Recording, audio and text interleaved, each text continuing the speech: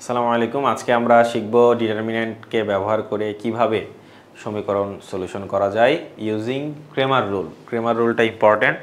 আচ্ছা, Cramer rule বোঝার আগে আমরা একটা জিনিস দেখার চেষ্টা করি, সেটা হলো ধরো একটা ইকুয়েশন এরকম আছে a1 x plus b1 y is equal to c1, okay, then a2x plus b2y is equal to c2। আচ্ছা, এখন প্রশ্ন আসতে পারে এরকম ইকুয়েশন কোথায় পেলাম? তোমরা যারা সরল রেখার অঙ্ক করছো সেখানে এরকম অঙ্ক দেখার কথা, যে এক্স ওয়াই টাইপের ধরো হচ্ছে তোমার কি থাকে, একটা ইকুয়েশন থাকে, একটা সি বলতে একটা ধরো একটা কনস্ট্যান্ট থাকে, এক্স এর সাথে একটা গুণ অবস্থায় থাকে, ওয়াই এর সাথে একটা গুণ অবস্থায় থাকে। এরকম সরল রেখার ইকুয়েশন পড়ছো না?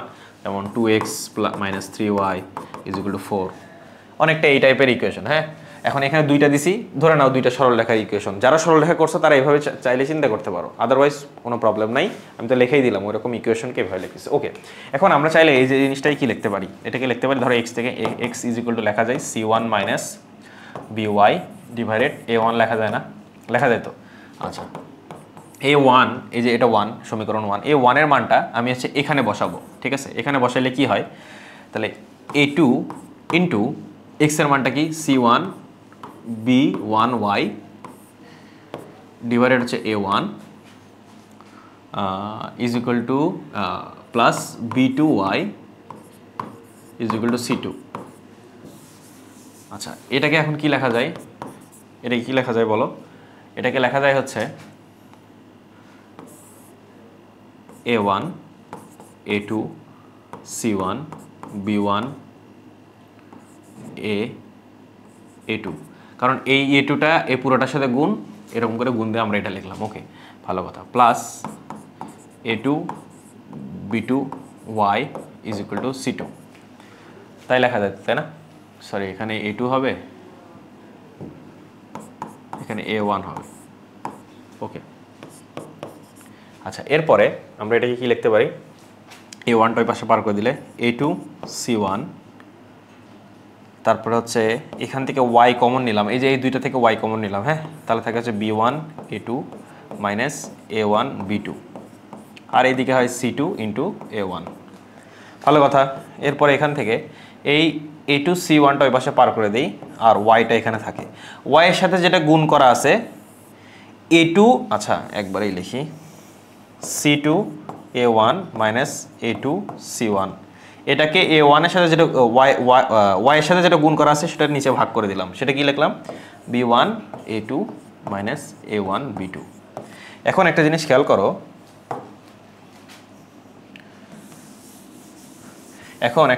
করো, এই যে এই ওয়াইটাকে যেটাকে আমি লিখছি, এটাকে চাইলে এই যে উপরের এই অংশটুকু, এই উপরের অংশটুকু, এটা তো c1 না? আচ্ছা, এটাকে আমরা কি লিখতে পারি? আমরা কি এইভাবে লিখতে পারি না?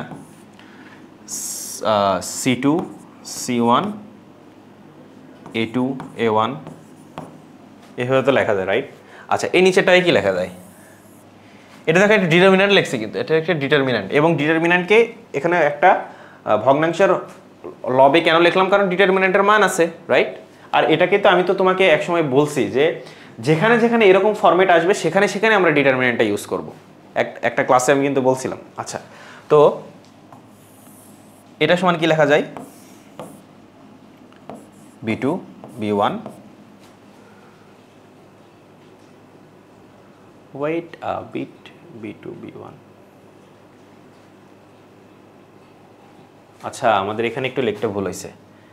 এটা হবে হচ্ছে b2 a1, এটা হবে হচ্ছে a2 b1। হ্যাঁ, এখানে একটু চেঞ্জ করে নাও, এটা b2 a1, এটা হচ্ছে a2 b1। ওকে, যাই হোক, তাহলে এখানে হবে হচ্ছে a2 a1।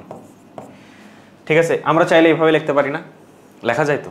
ওকে, তুমি সেম প্রসেসে ফলো করে দেখবা যে x সমান এদের এরকম লেখা যাবে b2 b1 a2 a1, আর এখানে কি, এখানে হচ্ছে b2 b1 c2 c1। দেখবা যে x কে যদি আমি সেম ভাবে লিখি একটা পর্যায়ে এইভাবে লেখা যাবে। তো এই যে জিনিসগুলো লিখলাম, এইভাবে সমীকরণ সলিউশন করার পদ্ধতিকে বলা হচ্ছে ক্রেমারের নিয়ম বলতে পারো। হ্যাঁ, আচ্ছা, এখানে একটা জিনিস একটু তোমাদের ভালো করে দেখতে হবে, সেটা হলো যে এই ইকুয়েশনটা যখন আমাদের এখানে দেওয়া ছিল, দেখো একটা জিনিস খেয়াল করো, যে ইকুয়েশনে এই C1 এবং C2 কি কনস্ট্যান্ট মান না? ভালো। A1 A2 B1 B2 এগুলো কনস্ট্যান্ট না? কনস্ট্যান্ট। ভালো। কিন্তু A1 A2 B1 B2 কি একটা চলকের সাথে গুণ অবস্থায় আছে না? আছে। C1 C2 কি আলাদা করে আছে না? তাদের সাথে কোনো চলক আছে? নাই। ওকে, এখন এখানে একটা জিনিস খেয়াল করো, এই যে হরে, এই হরে যে কনস্ট্যান্টগুলো আছে সেখানে কি C আছে? মানে চলকের সাথে গুণ অবস্থায় হয় এরকম কোনো কিছু কি আছে? এরকম কোনো কিছু কিন্তু নাই। ঠিক আছে, আচ্ছা এখানে B2 B1 A2 A1 আছে। হ্যাঁ, আচ্ছা এখানে কি C2 C1, আচ্ছা হ্যাঁ যেটা বলতেছিলাম আমি একটু ডিস্ট্রাক্টেড হয়ে গেছি, যে এই দুইটা এখানে দেখো B2 B1 এখানে A2 A1 আছে, রাইট? ভালো। এখানে কি এই যে এখানে এবং এখানে যে আমি যে হরটা বের করছি, এই হরে কি C1 C2 আছে? C1 C2 কিন্তু নাই, এখানেও নাই। অর্থাৎ C1 C2 বলতে কি বোঝাচ্ছে? এমন কনস্ট্যান্ট যার সাথে চলক গুণ অবস্থায় ছিল না, সেটা কিন্তু এই ডিটারমিনেন্টে নাই। খেয়াল করছো? আচ্ছা, তো আমরা সেই ডিটারমিনেন্টের নাম দেব B2 B1 C2 C1। এটা কিন্তু আমি চাইলে এভাবে লিখতে পারি B1, আচ্ছা এটার নাম দিছি আমি হচ্ছে D, ডিটারমিনেন্টের বড় হাতে D দিছি। হ্যাঁ, এই হচ্ছে ব্যাপার। এখন ক্লাসে আসি পরে। আচ্ছা, এখন এই জিনিসটা হয়েছে B2 B1 C2 C1 D। আচ্ছা, ভালো কথা। এরপর এবার লবগুলোর দিকে তাকাও, এটার নাম দিচ্ছি আমি D। ভালো কথা, লবগুলোর দিকে তাকাও। এই যে y যখন নির্ণয় করছি, y নির্ণয় করার ক্ষেত্রে দেখো A2 A1 আছে। A2 A1টা কি বলো তো? A2 A1 হচ্ছে x এর না? আর B1 B2 কি এখানে আছে? নাই। এটার বদলে কি আছে? C1 C2 আছে না? C1 C2 কার সাথে গুণ, B1 B2 কার সাথে গুণ অবস্থায় ছিল? y এর সাথে ছিল না? ব্যাপারটা কি বুঝতে পারছো? এই যে এই লব এবং এটার লব দুটো ডিফারেন্ট জিনিস না? অবশ্যই ডিফারেন্ট। ভালো কথা। এখন এই লবের কথা বলতেছি, এখানে A2 A1 আছে যেটা x এর সাথে গুণ অবস্থায় ছিল মূল সমীকরণে। C2 C1 আছে, এখানে কিন্তু B1 B2 নাই। তোমরা কি খেয়াল করছো? আচ্ছা, B1 B2 যে নাই, সেই B1 B2 কার জিনিস? y এর জিনিস না? y এর জিনিসকে কে রিপ্লেস করছে? C1 C2 না? বুঝতে পারছো? আমি এই ডিটারমিনেন্টটুকুর নাম দিচ্ছি C2 C1 A2 A1, এটার নাম দিচ্ছি হচ্ছে আমি dy। তাহলে আমি কি লিখতে পারি y dy ডিভাইডেড d? তাহলে ডেফিনেটলি তোমরা বুঝতে পারতেছো এইটা কি হবে? এটা হবে dx ডিভাইডেড d, তাই না? বুঝতে পারছো? আচ্ছা, এখন কথা হলো যে এই dx এর দিকে তাকাও। এই dx এ B2 B1 আছে যেটা x এর জিনিস না। এখানে A2 A1 ছিল যেটা y এর জিনিস না। এখানে যেহেতু আমি x সলভ করতেছি, ব্যাপারটা এভাবে মনে রাখতে পারো, x সলভ করতেছি, এখানে B2 B1 আছে যেটা x এর জিনিস না। ওকে, x এর জিনিস কোনটা ছিল? A1 A2 ছিল, কিন্তু সেটা কিন্তু এখানে অনুপস্থিত। সেটাকে রিপ্লেস করছে কে? C2 C1। ঠিক এখানে যেমন y এর জিনিস আমি y সলভ করতেছি, কিন্তু y এর জিনিস নাই, y এর জিনিসকে রিপ্লেস করছে কে? C2 C1। বুঝতে পারছো? এটা হচ্ছে, তাহলে আমি আরেকটা ডিক্লেয়ার করি ডিটারমিন্যান্ট, সেটা হচ্ছে কি? কই লিখবো? এই যে এখানে লিখি dx। dxটা কি লিখবো? B2 B1 C2 C1। বুঝতে পারছো? তাহলে আমরা এই যে এই টাইপের যে সমীকরণ, এই সমীকরণগুলো তো আমরা সলভ করা শিখছি, আমরা তো অন্যভাবে করছি, তোমরা তো দেখছো। মানে যারা সরল রেখা করছো বা ক্লাস 9-10-এ সরল সহ সমীকরণ টাইপের যে চ্যাপ্টার ছিল, তোমাদের মনে শর্ট সিলেবাসে এটা ছিল না, তো ওখানে তো তোমরা দেখছো যে এগুলো কীভাবে সলিউশন করা যায়। কিন্তু সেই সলিউশন করার সময় আমরা যে প্রসেসটা ফলো করছি, ঠিক সেটাই আমরা এখন ডিটারমিন্যান্ট দিয়ে লিখতেছি। এটা তো আমি প্রথমেই দেখালাম যে আমি কীভাবে সলিউশনটা করলাম, রাইট? সো আমরা তাহলে দ্বিচলক বিশিষ্ট দুইটা চলক, কিন্তু এক্স ওয়াই দুইটা চলক, সেই দুইটা চলক বিশিষ্ট সরল তোমার হচ্ছে দুইটা সমীকরণের সলিউশন সমান আমরা লিখতে পারি x is equal two dx divided d এবং y is equal two dy divided d। এই x এবং yটা কি? x এবং yটা হচ্ছে এই সমীকরণের সেই মানগুলো যার জন্য এই ইকুয়েশন এবং এই ইকুয়েশন উভয়কেই সিদ্ধ করবে। বুঝতে পারছো? x এবং y এর সেই সিঙ্গেল মানটাই থাকবে, যেটা এটাকে সিঙ্গেল না, অন্যান্য মানও থাকতে পারে, কিন্তু আপাতত ধরে নাও সিঙ্গেল মান থাকবে, একটাই মান, যেটা হচ্ছে এই দুটো সমীকরণকে কি করবে? সলিউশন করবে, সমাধান সিদ্ধ করবে। এখানে সিঙ্গেল মানই ধরে নাও, আরও কিছু ডিফারেন্ট কিছু এক্সেপশনাল কেস আছে, সেটা আমি পরে বলার চেষ্টা করবো ইনশাআল্লাহ। ঠিক আছে? আচ্ছা, তাহলে কি বললাম? x y এখানে কি হবে? সমীকরণ সিদ্ধ করবে। যদি সরল রেখা দিয়ে বুঝতে চাও, এটা একটা সরল রেখার ইকুয়েশন, ধরো যে এরকম, এটা একটা কোঅর্ডিনেট সিস্টেম, এটা হচ্ছে x, এটা হচ্ছে y, ধরো এটা একটা সরল রেখা এরকম, আর নিচের সরল রেখাটা হচ্ছে যে এরকম। ঠিক আছে? এই যে দুটো পয়েন্টে সেট করছে, এখানকার যে x এর পয়েন্ট মান, সেটাই হচ্ছে এই x, সেটাই হচ্ছে এই x এবং y এর মান। বোঝা গেছে? এই সরল রেখা, ধরো এটা হচ্ছে সরল রেখা 1, দন্ত ছয় লেখে 1 লিখলাম, এটা হচ্ছে দন্ত ছয় লেখে 2 লিখলাম, তাহলে এটা হচ্ছে সরল রেখা 1, এটা হচ্ছে সরল রেখা 2। কথার কথা, আমি সরল রেখা পড়ানোর সময় বিস্তারিত বলবো, জাস্ট হিন্ট দিয়ে যাচ্ছি। এই সরল রেখা 1 এর যে ইকুয়েশনটা, এখানে এই রেখার উপর যত যত x y আছে সবগুলোই এই ইকুয়েশনকে ইয়া করবে, স্যাটিসফাই করবে। সরল রেখা 2 যেটা, এই যে এই সরল রেখা আছে, এই x y এর উপর যত আছে সবগুলো এখানে স্যাটিসফাই করবে। বাট এই এমন x y যেটা আছে, যেটা এই ইকুয়েশনকেও সিদ্ধ করবে, সরলরেখা 1 কে সরলরেখা 2 কেও করবে, সেটা কিন্তু একটাই। সেই x yটা আমি এখানে বের করছি, এবং গ্রাফিক্যালি আমরা সেটা দেখতে পাচ্ছি, সেটা কিন্তু একটাই বিন্দু, যেহেতু এক জায়গাতে ক্রস করছে, এই পয়েন্টটাতে একটা x y আছে, সেই x y কিন্তু সরলরেখা 1 সরলরেখা 2 দুইটারই। সো সেটাই কিন্তু এই x y এর সমীকরণ। এবং সেখানে dx-টা কি?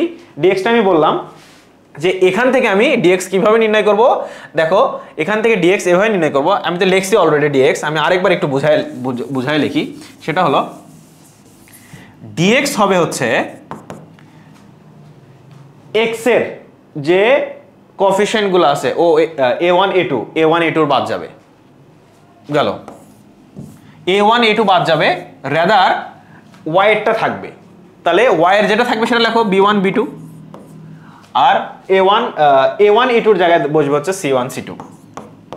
তুমি বলতে পারো, ভাই আপনি তো লিখলেন এখানে b2 b1 c2 c1, এখানে আপনি এভাবে লিখলেন কেন? কোনো সমস্যা নাই, কারণ আমি যদি এই প্রশ্নে যদি এই ইকুয়েশনটা শুরুতে লিখি, এটা পরে লিখি, তাহলে কোনো প্রশ্নের কোনো আগামাথা চেঞ্জ হয় না তো, এটা হচ্ছে সেম কথা।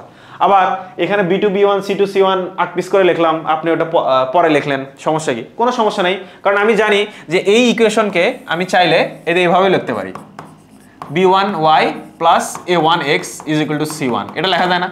আট পিস করলে কোনো সমস্যা আছে? সো এখানে আট পিস করলে কোনো সমস্যা নেই। এবং মোর ওভার, তোমরা তো ডিটারমিনেন্টটা শিখছো, একটা সারি কলাম যদি আট পিস করি, সামনে কি হয়? মাইনাসের একটা মাইনাস চলে আসে। তাহলে আমি যদি এটা আট পিস করি, এখানে একটা মাইনাস চলে আসবে না? সেই হিসেবে আমার এটাও আট পিস করা লাগবে, এখানে একটা মাইনাস চলে আসবে না? এই মাইনাসের খাটা তো রেজাল্ট এগিয়ে আসবে। বুঝতে পারছো না? এই জন্য এখানে অর্ডারটা ওইভাবে ইম্পর্টেন্ট না। অর্ডার এখানে ইম্পর্টেন্ট কি দেখো, যেমন আমি আগে dx এ কোথায় গেল? এই যে এখানে dx b2 b1 c2 c1 ধরছি না? বুঝো কথা, b2 b1 c2 c1 ধরছি না? আচ্ছা ভালো। এখন এখানে কিন্তু c1 c2 b1 b2 ধরছি, রাইট? এখন আমি যদি dy সমান, তাহলে কি লিখবো তোমরা একটু বোঝার চেষ্টা করো। dy সমান কি লিখবো? dy সমান লিখবো হচ্ছে y এর গুলো গায়েব, y এর কোএফিশিয়েন্ট থাকবে না, সেখানে c1 c2 জায়গা দখল করবে, c1 c2 জায়গা দখল করবে, এবং x এর গুলো থাকবে a1 a2। এভাবে লিখলাম না? ব্যাপারটা বুঝতে পারছো?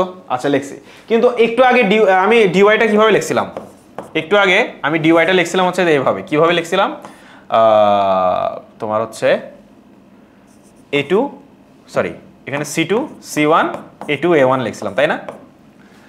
তো আমি যে একটু আগে বললাম যে কোনোভাবে লিখলেই হলো, আসলে যে কোনোভাবে লিখলে হলো কি, তুমি একটা অঙ্কের ক্ষেত্রে যে কোনো, মানে এই অঙ্কে dx-টাকে আমি c1 c2 b1 b2 এই স্টাইলে লিখছি না? তাহলে এটাতেও কিন্তু আমি dy এর ক্ষেত্রে 1টা উপরে লিখবো। আমি চাইলে কিন্তু এখানে a2 c2 লিখতে পারতাম না, কারণ আমি dx-টা এভাবে লিখছি, তাহলে dy-টা সেম ফরম্যাটে লিখবো। আমি আবারও বলি বাবা, শোনো, এখানে dx সমান c1 b1 c2 b2 লিখছি, dy is equal to a1 c1 a2 c2 লিখছি, ভালো কথা। এখানে dx x সমান কি লিখছিলাম? এটা b2 c2 b1 c1, Y সমান কি লিখছি, ডিওয়াই সমান কি লিখছি, C2A2 C1A1। তাহলে এইটাতে আমি 2 গুলো উপরে লিখছি, 1 গুলো নিচে লিখছি, ঠিক আছে। এখানে 2 গুলো উপরে লিখছি, 1 গুলো নিচে লিখছি, এই জন্য এটা কিন্তু ঠিক আছে। কিন্তু আমি যদি শুরুতেই এটা যদি 2 গুলো উপরে না লিখে 1 গুলো উপরে লিখতাম তাহলে কোনো সমস্যা হইতো না। সমস্যা হবে কখন, যখন একই অঙ্কের মধ্যে এই যে এই dx এর c1 b1 উপরে লিখছো, কিন্তু এখানে যদি আবার যে 2 গুলো যদি উপরে লেখো তখন কিন্তু সমস্যা হবে। বুঝতে পারছো? তোমার ধরে নেওয়াটা ইচ্ছাধীন, কিন্তু যখন ধরে নিবা তখন সেই ধরে নেওয়া অনুযায়ী ওই অঙ্কের যতগুলো মানে তোমার এই যে dx dy পরবর্তীতে দেখবে dz আসবে, সবগুলো সেম স্টাইলে লিখতে হবে। আমি এটা বোঝাতে চাচ্ছি, আশা করি আমার কথা মনে বুঝতে পারছো। এবং শুধুমাত্র এই যে এই টুর ব্যাপারটা না, এই যে ডান বাঁয়ের ব্যাপারটা, এটা তো উপর নিচের কথা বললাম যে টুটা উপরে লিখবো, এটা নিচে লিখবো, এটা অনেক সময় ডান বামের ক্ষেত্রেও কিন্তু সেম জনরা ফলো করতে হবে, সেম স্টাইলটা ফলো করতে হবে। যেমন আমি এতক্ষণ যা শিখলাম, এই আমি যেমন যে কথা বলতে চাচ্ছিলাম, এতক্ষণ যা শিখলাম সেটা যদি আমি একটু সামারাইজ করি, সেটা হলো a1x plus b1y is equal to c1, a2x plus b2y is equal to c2। এটাকে আমি dx এবং dy এটাকে কিভাবে লিখবো একটু দেখো। d কে লিখবো, dটা কি ছিল, সকল যেহেতু এখানে xy কিছুই নাই, তাহলে xy ব্যতীত বাকি যত কোএফিশিয়েন্ট সেগুলা, ঠিক আছে, সেগুলোকে আমি লিখতেছি a1, আমি বললাম 1 গুলো উপরে লিখবো, ঠিক আছে। মানে যেহেতু আমার এটা সামনে, আমার খাতার সামনে এভাবে পড়তেছে প্রশ্নটা, তো আমি প্রথমে যেটা আছে a1 প্রথমে এটাই লিখবো, দ্বিতীয় যেটা a2 আছে এটাই লিখবো, b1 এটা আছে, b2 এটা আছে এটাই লিখবো, ঠিক আছে। কখনোই আমি দয়া করে এই কাজটা না করি যে b2টা উপরে লিখছি, a2টা উপরে লিখছি, এখানে b1 লিখছি, এখানে a2 লিখছি, সরি a1 লিখছি, এরকম না করি। আবার আরেকটা কাজও না করি, সেটা কি, যে এই তো এখানে ধরো আরেকটা কাজ না করে a2 b2 আবার হচ্ছে a1 b1 এরকম না করি। অর্থাৎ আমার কাছে যে ফরম্যাটে আছে সে ফরম্যাটেই লিখি। এটা যেহেতু ডানে আছে বামে আছে, এটা বামে রাখি, এটা ডানে আছে ডানে রাখি, এটা যেহেতু উপরে আছে আমি উপরে রাখি, এটা যেহেতু নিচে আছে নিচে রাখি, ঠিক আছে। একটু আগে যে বোঝানোর স্বার্থে আমি যেমন সূত্র প্রতিপাদন করতেছিলাম, তখন যেহেতু বিভিন্নভাবে লিখছি, ওটা জাস্ট বোঝানোর স্বার্থে, কিন্তু তোমাদের পরীক্ষার শুরুতে এভাবেই লেখো। এবং এটাই বলছি যে তুমি যদি b1 b2 যদি তুমি শুরুতে লেখো, a1 a2 যদি পরে লেখো, এটাও হবে, কিন্তু সেই ক্ষেত্রে dx এবং dy কেও সেই স্টাইলেই লিখতে হবে। বুঝতে পারছো? এটা আমি একটু আগে বললাম কিন্তু, ঠিক আছে। তো যাই হোক, আমরা সাধারণত যেটা করবো, আমার শুরুতে পরীক্ষার খাতা আমি এভাবে পাইছি, পেয়ে আমি যে কাজটা করব, আমি সুন্দর করে এই যে a1 কে যেখানে ছিল সেখানে লিখবো, a2 কে এখানে, b1 এখানে, b2 এখানে। dxটা কি, dxটা হচ্ছে, যেহেতু x এর কথা বলতেছি, x থাকবে না, কি থাকবে, y থাকবে, y থাকবে, y এর পজিশনটা কি, ডানে না, তাহলে আমার এই ডিটারমিনেন্টটা ডানে থাকবে, b1 b2। আর এই c1 c2টা x এর যে কোএফিশিয়েন্টের জায়গা ছিল সেখানে দখল করবে, c1 c2। ভালো কথা। dyটা কি, dyটা যেহেতু y এর কথা বলতেছি, তাহলে y এর কোএফিশিয়েন্ট থাকবে না, কিসের থাকবে, x এর থাকবে। x এরটা কোথায় ছিল, বাম পাশে ছিল, a1 a2। c1 c2টা হচ্ছে y এর কোএফিশিয়েন্টের জায়গা দখল করবে, c1 ডিভাইডেড c2, ঠিক আছে। তারপরে আমরা কি লিখবো, x is equal two dx divided d, y is equal two dy divided d, শেষ। এবং ডেফিনেটলি এখানে d এর মানগুলো 0 হবে না, 0 হলে কি হবে সেটা আমি পরে বলবো, ঠিক আছে। আচ্ছা, এই হচ্ছে ব্যাপার। এই জিনিসটাকে আমরা চাইলে আরেকভাবে প্রমাণ করা যায়, সেটা হলো যে ধরো যে ডেল্টা এক্স, সরি dx সমীকরণ, ধরো আমাদের কাছে এরকম ইকুয়েশন দেওয়া আছে, a1x plus b1y is equal to c1, এটা হচ্ছে a2x plus b2y is equal to c2। আচ্ছা, তাহলে আমি প্রথমে একটা, ধরো আমি এই সূত্রটা অন্যভাবে প্রমাণ করতেছি। সাপোজ আমি একটা ডিটারমিনেন্ট ডিক্লেয়ার করলাম, ব্যাপারটা হচ্ছে এরকম, সেটা হলো কি, c1 c2 b1 b2, ঠিক আছে। ওকে, ভালো। এখন দেখো তো এই dx কে আমি চাইলে এভাবে লিখতে পারি কিনা। এই যে c1 এর বদলে আমি এটা লিখতে পারি না, যেহেতু c1 সমান এটা a1x প্লাস b1y, এটা লিখতে পারি c2 এর বদলে a2x plus b2y c1 c2। আচ্ছা, আচ্ছা এটা সমান কি লেখা যায়, এই যে এটা সমান আমি আবার এখানে পরিবর্তন করে লিখতেছি। কি লেখা যায় দেখো তো, লেখা যায় হচ্ছে এই যে যেহেতু এই দুটো যোগ অবস্থায় আছে না, a1x plus b1y a2x plus b2y, তাই আছে না, তাই আছে না? তাহলে আমি এই দুটাকে দুইটা স্প্লিট করে লিখতে পারবো না? তাহলে দেখি a1x a2x c1 c2 plus এটাকে কি লেখা যায় দেখো, এটাকে স্প্লিট করে লিখতেছি, হ্যাঁ স্প্লিট করে লিখতেছি। এটাকে কি লেখা যায় b1y b2y, রেখেছে এখানে c1 c2 ছিল না তো, এখানে b1 b2 ছিল। আচ্ছা এখানে হচ্ছে b1 b2, এখানে b1 b2। আমি কিন্তু এখানে ভুল করছিলাম, দেখো এখানে c এর বদলে বসাই দিছি b1, তো b2 এর জায়গায় থাকবে, ভালো কথা। আচ্ছা এখান থেকে y কমন নেওয়া যায় না? নেওয়া যায়। তাহলে y কমন নিলে এখানে b1 b2 থাকে, ভালো কথা। আর এখান থেকে কি কমন নেওয়া যায়? x কমন নেওয়া যায় না? তাহলে x কমন নিলে হয় হচ্ছে a1 a2 b1 b2 plus হচ্ছে y ইন্টু এই যে এটার মান কত দেখো, এটা প্রথম সারি আর দ্বিতীয় প্রথম কলাম আর দ্বিতীয় কলাম সেম জিনিস না, এবং প্রথম সারি এবং দ্বিতীয় সারি একই জিনিস না। তার মানে কোনো ডিটারমিনেন্টের দুটো সারি অথবা কলাম যদি সেম জিনিস হয় তাহলে সেই কলামে ডিটারমিনেন্টের মান 0 না, সো এটার মান কিন্তু 0। ঠিক আছে, তাহলে আমরা এখান থেকে কি পাইলাম? আমরা বেসিক্যালি পাইলাম হচ্ছে এই যে dx ইজ ইকুয়াল টু কি পাইলাম? x ইন্টু পাইছি a1 b1 a2 b2। এটা কি? এটাই কিন্তু আমরাকে নতুন একটা ডিটারমিনেন্ট নাম করলাম, যেহেতু আমরা সূত্র এখনো কি বলে প্রতিপাদন করি নাই, অন্যভাবে করতেছি। তো এইটাকে আমরা ধর একটা নাম দিলাম, সেটা হলো d, a1 b1 a2 b2, যেখানে c এর কোনো অস্তিত্ব নাই, দিলাম d। তাহলে এখান থেকে কিন্তু আমরা লিখতে পারি x is equal two dx divided d। দেখো সূত্র কিন্তু এইভাবেও প্রতিপাদন করা যায়, বোঝা গেছে? সো এটাই হচ্ছে ক্রেমার রুল। ক্রেমার রুলে এটা তো দ্বিচলকের কথা বললাম, যদি ত্রিচলক হয় ধরো a1 x plus b1 y plus c1 z plus d1 is equal two d1, a2 x plus b2 y plus c2 z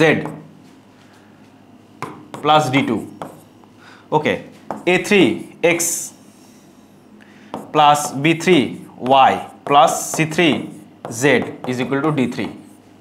ঠিক আছে, এখন যদি এরকম তিনটা ইকুয়েশন দেওয়া থাকে যেখানে তিনটা চলক a1 b1 c1, ঠিক আছে, এর মানে কি এটার মধ্যে 3 ডাইমেনশনাল একটা সরলরেখার কথা বলতেছে, সরি মানে সরলরেখা তো ওয়ান ডাইমেনশনালি, মানে 3 ডাইমেনশনাল একটা স্পেসে একটা সরলরেখার কথা বলতেছে। যে আমি যেহেতু সরলরেখাতে উদাহরণ দিছি, এর আগে কি বললাম? ওইটা একটা সরলরেখার কথা বলছিলাম, x এবং y এর কথা, এই যে এরকম এরকম এরকম এরকম, তাই বলছিলাম না? এই ক্ষেত্রে এটা হচ্ছে, এটা তো y এক্সিস, এটা x এক্সিস, এখানে আমি আরেকটা এক্সিসের কথা বলতেছি, এই যে এই এক্সিসটা, এই এক্সিসের কথা, z এক্সিস। এই z এক্সিসের জায়গায় যদি আমি একটা সরলরেখা আঁকি, তখন কিন্তু আমার যারা ভেক্টর করছো বা করছো তারা জানো, শুধু আমার x y দিয়ে হবে না, z এক্সিসটাও লাগবে। এই জন্য কিন্তু আমি এখানে তিনটা নিয়ে আসছি, ঠিক আছে? সেক্ষেত্রে সমীকরণগুলো কি হবে, বা এটা আমি সরলরেখা দিয়ে বললাম, তুমি চাইলে এটা কি দিয়ে দিয়ে ব্যাখ্যা করতে পারো, নরমালি ইকুয়েশন দিয়েও ব্যাখ্যা করতে পারো। যাই হোক, তাহলে এই ক্ষেত্রে ক্রেমারের রুলটা কি হবে? সেম ক্রেমারের রুলটা কি হবে? আচ্ছা, ক্রেমারের রুল হবে, প্রথমে আমরা হচ্ছে ডিটা ডিক্লেয়ার করব, ঠিক আছে? ডি কত? ডি এর মধ্যে ডি যেটা কমন, সে ডিটা কত? সে ডি এর মধ্যে যেহেতু এখানে এক্স ওয়াই জেড কিছু নাই, তাহলে শুধুমাত্র চলকগুলোর কোএফিসিয়েন্ট হবে। তাহলে কি হবে? a1 b1 c1 a2 b2 c2 a3 b3 c3। এরপরে আমরা কি ডিক্লেয়ার করব? dx। আচ্ছা, কারটা ডিক্লেয়ার করতেছি? x এরটা বলতেছি না? তাহলে x এরটা করলে, x এরটা যদি ডিক্লেয়ার করি, দেখো এখানে একটা জিনিস খেয়াল করো, আমার সামনে প্রশ্ন এইটা, ঠিক আছে? তো আমি যেহেতু এভাবে দেখতেছি, আমি a1 a2 a3 কে কিন্তু সবার বাম পাশে রাখছি, যেহেতু আমার বাম পাশে, এবং a1 b1 c1 কে সবার যেহেতু উপরে আছে, এই জন্য আমি সবার উপর পাশে রাখছি। এই ফরম্যাটে আমি সবগুলো লিখবো, ঠিক আছে? আচ্ছা, তাহলে যেহেতু আমার কাছে dx, এবার আমার dx বের করতে হবে। তাহলে dxটা কি? dx হচ্ছে x এর যে কোএফিসিয়েন্ট a1 a2 a3 আছে, সেটা তো তাহলে থাকবে না, বাকি b1 b2 b3 c1 c2 c3 মানে y এবং z এর কোএফিসিয়েন্ট গুলো থাকবে, ঠিক আছে? তাহলে লেখো b1 b2 b3 c1 c2 c3। এখন এই a1 a2 a3 এর জায়গায় d1 d2 d3 আসবে, রাইট? ওটা রিপ্লেস করে দিবে। কারণ এটা হচ্ছে কি ভেরিয়েবল মুক্ত কনস্ট্যান্ট, কোএফিশিয়েন্ট বা কনস্ট্যান্ট যেটাই বলো, ঠিক আছে? আচ্ছা, বোঝা গেছে? ওকে, এরপর আমরা dy টা ডিক্লেয়ার করি। dy টা কি?